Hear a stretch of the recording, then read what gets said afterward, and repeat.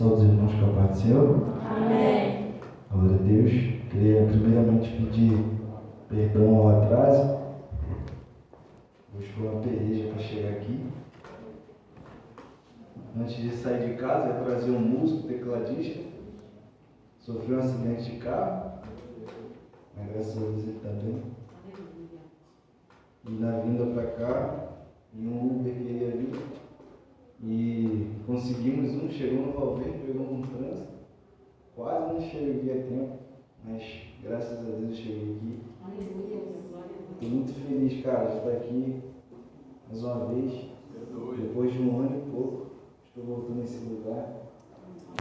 Tenho o prazer de chegar aqui e encontrar meus amigos aqui. Hoje não foi anunciado para muita gente que eu viria, né, desconhecidos, mas aqueles que precisavam estão aqui. Eu glorifico muito a Deus por isso. Agradeço ao pastor. Oi, pastor.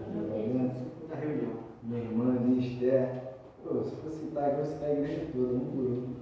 Eu agradeço todo mundo que está aqui hoje. Vamos para a palavra, que já perdemos bastante tempo com esse meu atraso aí. Vamos lá, abrir o Evangelho de Marcos. Evangelho de Marcos.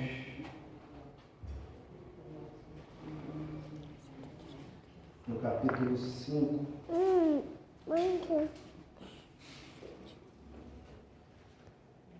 Capítulo 5. Todos acharam, né? Não vou estender muito. Só vou até 10h30.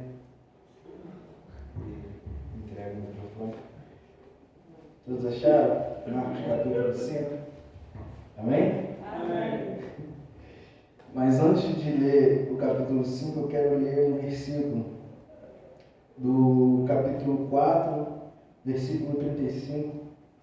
E quero ler também o versículo 1 do capítulo 5 e o versículo 21. Somente esses, amém? Amém. Vamos lá, versículo 35 do capítulo 4. Naquele dia, sendo já tarde, disse-lhes: passemos para o outro lado da margem. No versículo 1 do capítulo 5, e chegaram à outra margem do mar da província dos Gadarenos. Agora vamos lá para o versículo 21. E passando Jesus outra vez num barco para o outro lado, ajuntou-se a ele uma grande multidão, e ele estava junto ao mar. Pode fechar suas Bíblias e sentar em nome de Jesus? Essas passagens são muito conhecidas, que é Jesus apazigua a tempestade, o endemoniado de Gadareno e a filha de Jairo, a mulher do fluxo de sangue. Todos conhecem, amém? Amém. Só que hoje eu vim com umas partes diferentes. Prometo, não vou demorar. Em nome de Jesus. Amém? Amém. E primeiro eu vou entrar aqui com vocês em Jesus apaziguando a tempestade. Naquele dia, sendo tarde, Jesus disse: passemos para o outro lado da margem. Então eles deixando a multidão, levaram consigo como estava no barco, e havia também com ele outros barquinhos. Levantou-se um grande temporal, um vento que subia e as ondas por cima do barco, de maneira que já enchia de água. E ele estava na popa do barco dormindo, e sobre uma almofada. E despertaram-lhe dizendo: mestre, não te importa que perecemos? Aqui eu quero começar falando uma passagem que todos conhecem, né? Mas eu quero começar dando uma ênfase nessa parte. E naquele dia, sendo já tarde, ele disse: passemos para outra margem. E Jesus chamou como Pedro o primeiro discípulo. Pedro era pescador. Amém? O outro discípulo era quem que estava com ele? Tiago, que também era um. João, que também era outro. E eu já quero deixar para vocês aqui o seguinte. Naquele dia, Pedro, Tiago e João eram pescadores. Então eles tinham habilidades, entendiam sobre o mar, entendiam sobre o tempo e sabiam como nadar. E naquele momento ali, quando Jesus falou: vamos entrar no barco, eles olharam para o tempo, conjecturando, eles olharam para o tempo, Viram que o tempo estava bom, o mar estava calmo, e eles falaram, então entraremos no barco.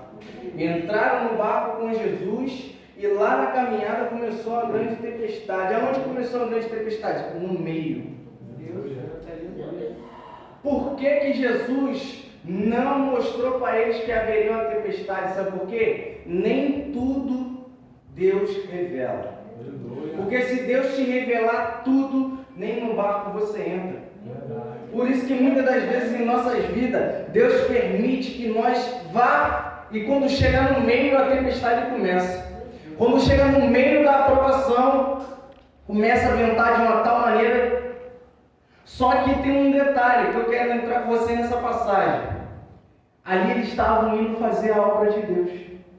Eles estavam junto com Jesus para cumprir as promessas que Jesus havia prometido ao povo. Jesus estava atravessando para o outro lado da margem para quê? Expulsar demônios.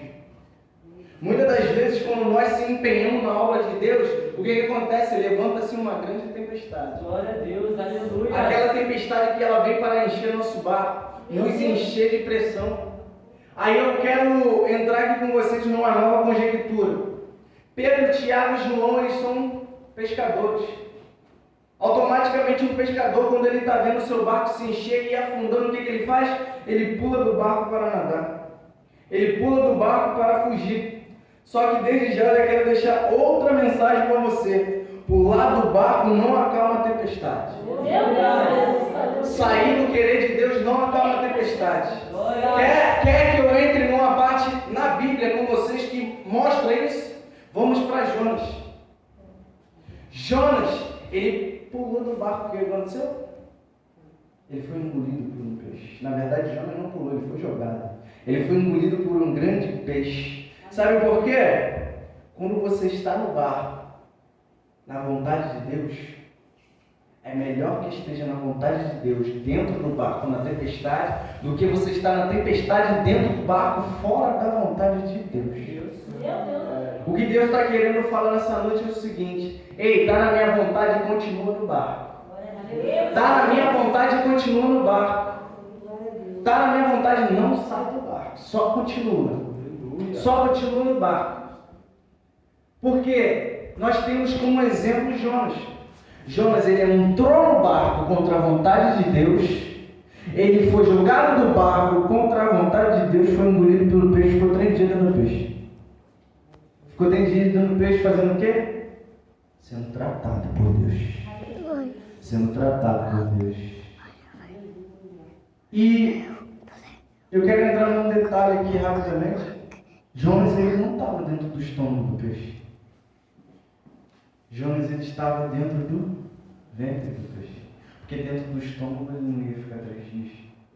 Que entra em aquele processo, tem tipo um ácido dentro do estômago. E Jonas não ia sobreviver 3 dias. Então ele estava dentro do ventre. Deus estava tratando Jonas como uma criança. Dentro do ventre. E naquele momento Deus, ele não estava direcionando Jonas para o caminho certo. Ele estava direcionando o peixe para levar Jonas ao caminho certo. Ele vai fazer a tempestade ventar no vento correto. Ele não vai levar você, ele vai levar a tempestade que vai fazer você chegar ao caminho que ele quer. Pode correr de Deus, mas quando ele pegar... Glória a Deus. E vamos lá, e vamos seguindo aqui rapidamente, para não tomar tempo, que é só até 10h30, né, pastor? Aí, chegando lá, chegaram em Gadareno. Chegando lá, havia lá um homem imundo, cheio de demônios. E naquele momento em que Jesus vinha subindo, a palavra vai dizer que já tentaram prender aquele homem em cadeias, em grilhões, em diversos tipos de coisa. Só que ele despedaçava tudo, ele destruía tudo e conseguia fugir. Devido ao demônio que havia possuído o corpo dele. E quando Jesus chegou naquele lugar, olha o que a palavra vai dizer. E quando viu Jesus ao longe, correu e o adorou. Graças a Deus. O que Deus está querendo dizer com isso? Ei, até os demônios são obrigados a me adorar. Até os demônios diante da minha presença me adoram. Por que você está calado? Até os demônios diante da minha presença me adoram. Por que você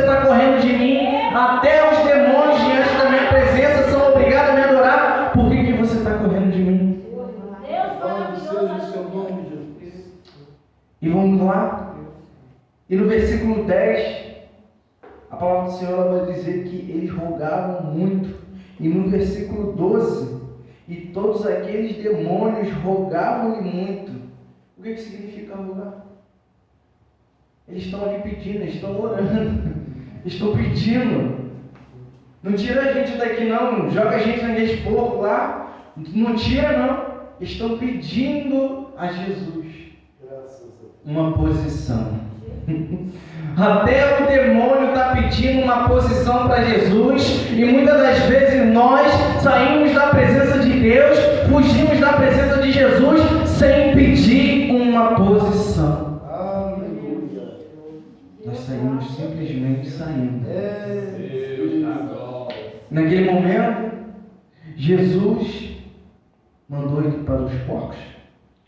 E eu quero entrar aqui no versículo 18 rapidamente. E entrando ele, na verdade no 19, mentira, no 18 mesmo. E entrando ele no barco, rogava o que for endemoniado, que deixasse estar com ele. Jesus, porém, não lhe permitiu, mas disse: vá para a tua casa, para os teus, e anunciares o quão grandes coisas o Senhor te fez. E como teve misericórdia de ti. Muitas das vezes nós falhamos nessa parte. Muitas das vezes, quando nós ganhamos um carro, quando nós começamos a crescer, ser chamado para diversos lugares, e entre outras coisas, nós rapidamente, quando nós conhecemos o nosso dom, quando muitas das vezes nós ficamos conhecidos, nós queremos muitas das vezes largar o lugar de origem. Quando nós crescemos, quando a gente descobre, então como nós somos libertos e todos começam a olhar para nós maravilhosamente, vendo Deus em nós, muitas das vezes a gente queremos largar o nosso lugar de origem, aquele lugar que sofreu junto com você, sabe? Glória a Deus, aleluia. Só que hoje Jesus manda dizer que não saia da posição. Fique, que é aqui que Ele vai te exaltar. É aqui que Jesus te colocou, é aqui que Ele vai te exaltar. Deus está falando com alguém aqui dentro dessa igreja. Agora vamos começar a pregação.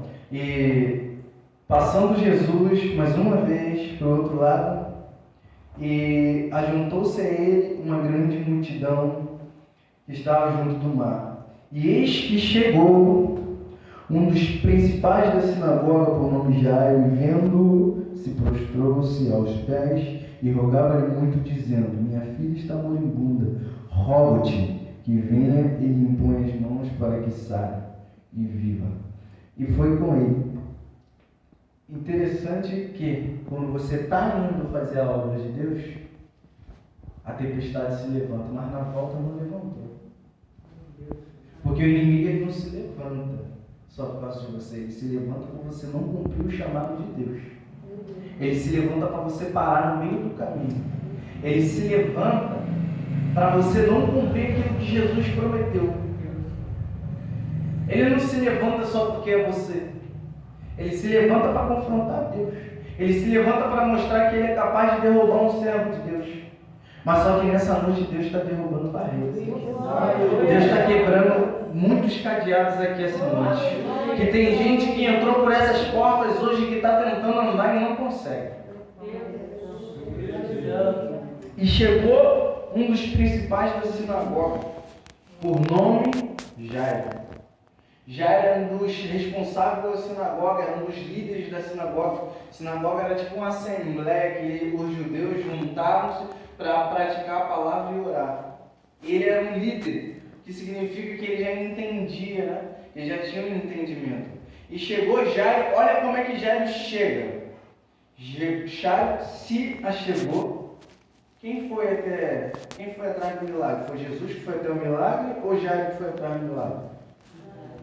Você está entendendo? Quem foi atrás do milagre? Quem precisava do milagre? Quem precisava de conserto lá na família dele? E quem foi? E qual foi a forma que Jairo chegou lá? Jairo se achegou. O que ele fez? Prostrou-se. O que ele fez? rogou. O que Jesus falou? Espera. Jairo chegou até Jesus, se prostrou, pediu. Jesus falou assim, a palavra vai falar no versículo 24, e foi com ele. Ele chegou, se prostrou, pediu, levantou e continuou seguindo Jesus. Acho que você não entendeu. Ele chegou, ele se prostrou, ele pediu, levantou e foi seguindo Jesus. O milagre dele não chegou na hora. Jesus falou, ei, você não já orou? Não já pediu? Não já se prostrou? Agora espera. Agora espera. Agora espera que a palavra do Senhor ela vai dizer que há tempo para todas as coisas. Agora espera. Agora eu vou provar sua fé, Jairo. Vem comigo. Você me mostrou fé, não mostrou? Agora vem comigo. Vou te fazer entrar na angústia. Vamos embora. Aí seguindo adiante, e lá tinha uma mulher com fluxo de sangue que havia, quanto tempo? 12 anos. E ouvindo falar de Jesus, ela ouviu falar de Jesus. É diferente quando você conhece Jesus e quando você só ouve falar de Jesus. Mas já vou entrar nesse detalhe com vocês. Ela ouvindo falar de Jesus, foi atrás da multidão e entre a multidão ela tocou nas vestimentas de Jesus. E porque dizia, se tão somente tocar nas suas vestes eu sararei. E logo secou a sua fonte e sentiu no seu corpo estar curado. Aleluia. E temendo e tremendo, ela apareceu diante de Jesus. Por quê? Ela só ouvia falar de Jesus. Aquela mulher, ela tinha um fluxo de sangue havia 12 anos. 12 anos aquela mulher ela sofria de um fluxo de sangue com o qual não permitia que ninguém chegasse perto dela. E naquela época, quem tocasse naquela mulher se tornaria impuro. Ninguém queria ficar perto daquela mulher durante 12 anos. Vai chegar um momento da sua vida em que ninguém vai querer ficar perto de você. Vai chegar um momento da sua vida que você vai fazer diversas coisas que muitas pessoas não vão aprovar. Muitas pessoas vão sair de perto de você porque é assim a promessa de Deus em nossas vidas. Primeiro nós temos que passar pela aprovação para o nosso ministério começar de verdade. Que é uma prova disso dentro da Bíblia é Jesus. Jesus chegou, João falou, eis aí o Cordeiro de Deus. Batizou Jesus nas águas, saindo dali para onde Jesus foi? Para o deserto. O ministério de Jesus Cristo começou no deserto. O ministério de Jesus Cristo começou na aprovação. Ei, começou na aprovação, estou falando de tempestade, estou falando de fé, estou falando de cura, estou falando de conserto. Eu estou falando de tudo isso porque eu voltei a pregar há pouco tempo. Eu passei por tudo isso. Eu morri espiritualmente. Jesus me ressuscitou. Eu estava com uma doença espiritual. Jesus me curou. Eu entrei numa grande tempestade. E Jesus acalmou a tempestade. E hoje eu estou aqui pregando para vocês mais uma vez.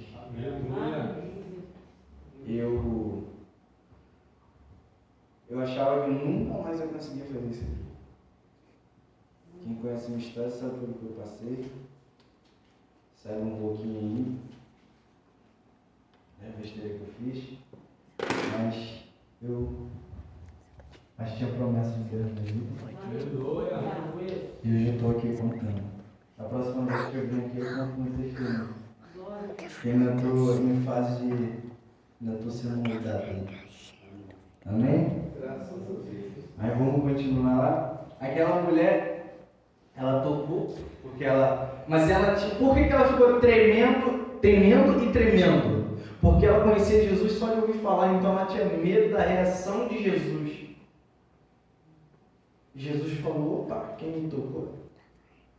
E ela apareceu diante de Jesus temendo e tremendo, porque ela conhecia Jesus como um rei, e ela era uma mulher impura. Ela tocou nas vestes de Jesus por quê? Porque ela tinha medo de tocar no corpo de Jesus e tornar ele impuro. Porque ela não conhecia Jesus.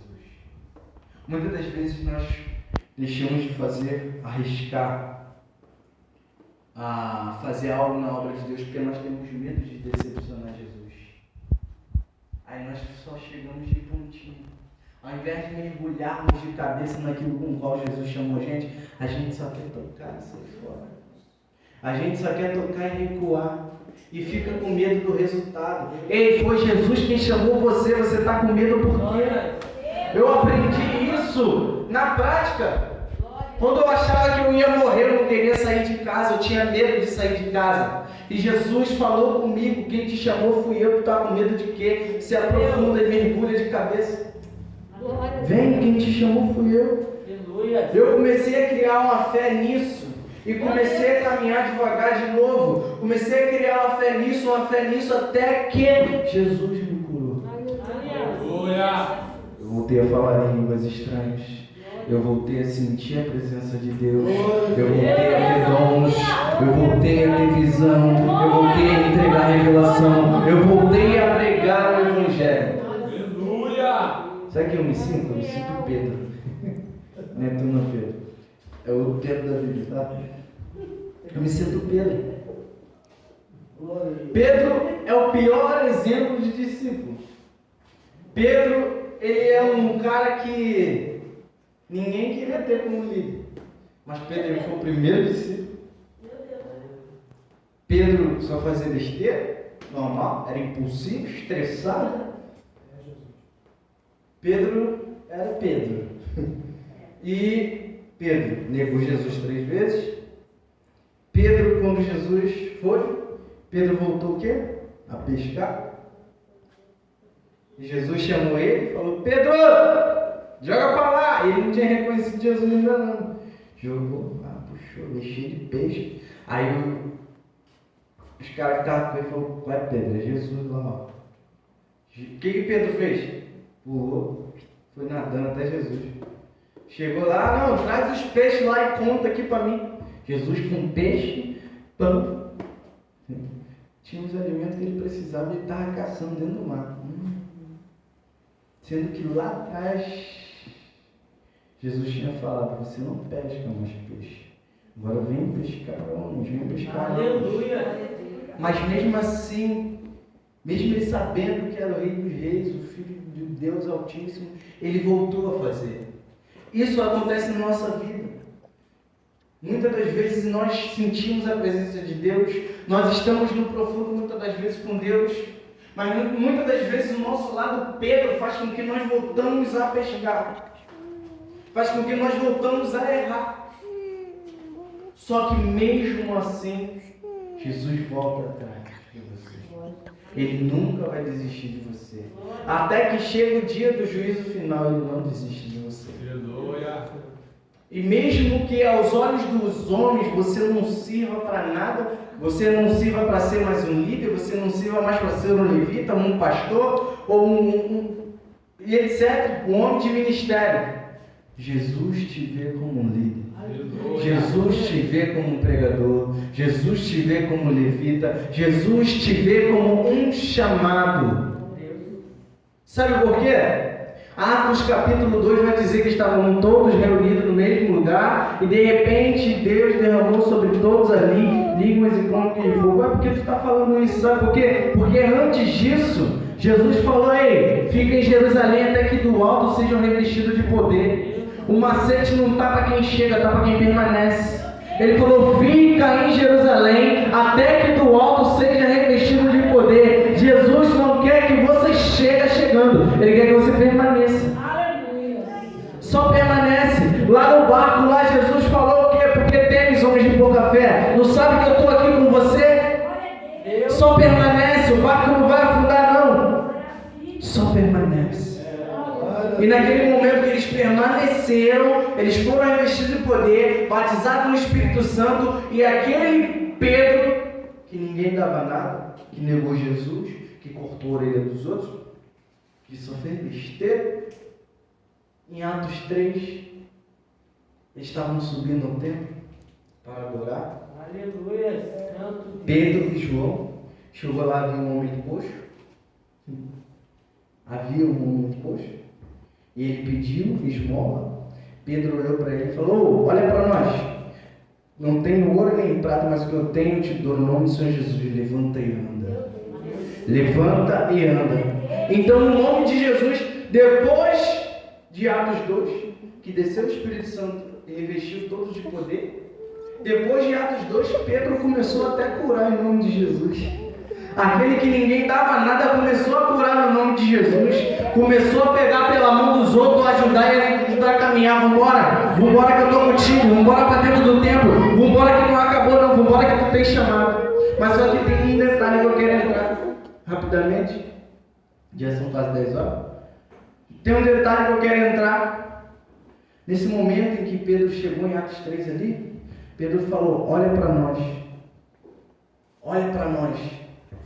Quando Pedro falou, olha para nós, significa o quê? Que aquele homem estava assim, ó. Ele estava pedindo, mas não olhava para quem ele estava pedindo. Meu Deus. Ele estava pedindo, mas ele não olhava para quem ele estava pedindo. Ele queria o que era da vontade dele, pedia e nem sequer olhava para quem ele estava pedindo. O que Pedro falou? Ei, olha para nós, toma uma posição. Tomou uma posição. E aí? Estendeu a mão, querendo. E Pedro falou: eu não vou te dar o que tu quer, não vou te dar o que tu precisa. Levanta e anda. Levanta e anda. O que Deus está falando para você essa noite? Ei, não pula do barco, está ventando. Eu não vou te dar o que você quer, eu vou te dar o que você precisa. Mas não saia da posição. Não vá dar uma de Jonas, que você vai pular do barco, vai entrar numa ventania pior ainda vai ficar mais um tempo no tratamento até aprender. Fico. E naquele momento lá, vou voltar aqui rapidinho, a mulher foi curada. Aí foi todo mundo lá para a casa de Jairo, né? Aí chegando lá, sempre tem aqueles que quer quebrar a nossa fé, né? Lá no versículo 35, vai dizer assim: e ele ainda falando, chegaram alguns dos principais da sinagoga, os amigos de Jairo, né, que estavam lá fechados na liderança com Jairo, e disseram para ele: a tua filha está morta, cara, para que tu está enfadando o mestre? Sempre tem, né? Já está difícil. Sempre tem. Tu vai para a igreja hoje, cara, filho desse. Não, vamos embora ali, não vai não, está difícil para caramba. Vamos para outro lugar, cara. Esfriar a mente. Já deu ruim mesmo, vamos embora, mano. Tu acha que esse milagre vai chegar mesmo? Tu crê nisso aí? Tu crê que um dia tu vai pregar? Tu crê que um dia tu vai cantar? Tu crê que um dia tu vai sair do Rio de Janeiro? É tu mesmo. Tu crê? Muitas das vezes as pessoas fazem isso com a gente. Mas a Bíblia também fala que a nossa luta não é contra a carne, nem contra o sangue, ela é contra o espírito e as potestades do mal. Então não são aquelas pessoas. Infelizmente, muitas das vezes, amigos nossos são usados pelo inimigo para plantar seta em nós. Então vigia. A gente tem que pregar o que vive. Eu estou pregando o que eu vivo. Aleluia. Vigia. Porque muitas das vezes pode ser nossos amigos. Mas se nós não tivermos olhos espirituais, eles vão ser usados pelo inimigo e vai enfraquejar a nossa fé. Hoje Deus está alertando alguém nesse lugar. Cuidado com a amizade. Quer ver? Aí continuando, olha só como é que eu vou terminar. Aí continuando, Jesus falou para ele: não temas, crê somente. Somente creia e venha. Aí, chegando lá, não permitiu que alguém seguisse, a não ser Pedro, Tiago e João. E tendo chegado na casa do principal da sinagoga, viu um alvoroço e os que choravam muito e pranteavam. E entrando eles, Jesus disse: por que vos alvoroçais e chorais? A menina não está morta, mas dorme. Aleluia. Deus. Tem muita gente que já enterrou o seu ministério. Tem muita gente que já enterrou até você. Aconteceu isso comigo. Tem muita gente que eu estou enterrado aí.